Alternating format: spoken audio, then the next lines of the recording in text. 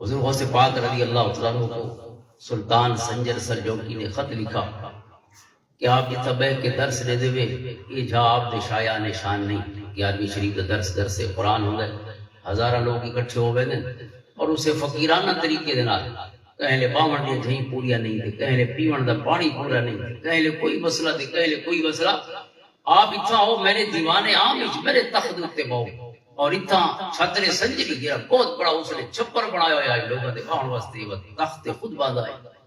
اتنا باو اور اتنا تشریف فرما ہو کہ اپنا درس ارشاد فرمایا حضور غوث پاک رضی اللہ تعالیٰ عنہ نے انہاں ہستیاں نے جے کو رب نے بے نیاز کر چھوڑا ہے دنیا دیاں لذتاں کول دنیا دی کشش دنیا دے وچ موجود انسان دے واسطے وہ سارا سامان جڑا اس کو کئی حوالوں دے نال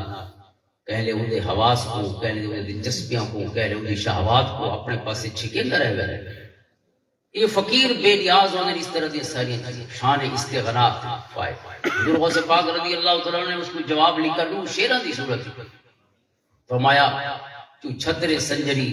رخ بختم سیاہ باد در دل اگر بود حوث سے ملک سنجر فرمایا اگر میرے دل تیرے ملک سنجری سلطان سنجوقی دا ملک نیم روز آتا ہے ادھا نہیں سورج چمکدا رہندا ہے اندی سلطنت دی اتنی وسیع سلطنت فرمایا اگر تیری سلطنت دی خواہش میرے دل وچ ہوا دے جھولے وانگوں بھی گزری ہوئے تو میرا اللہ تعالیٰ بختی میں کالا کرے جی میں تیرا چھپر کالا ہے تو چھترے سنجری اور جیرے چھپر تلے آپ کو بلاونا چاہتا ہے مہنگا تو بہت ہی لیکن رنگ کالا ہی تو میرا بختی میں کالا تھی جی میں تیرا چھپر کالا ہے زانگاہ کے یافتم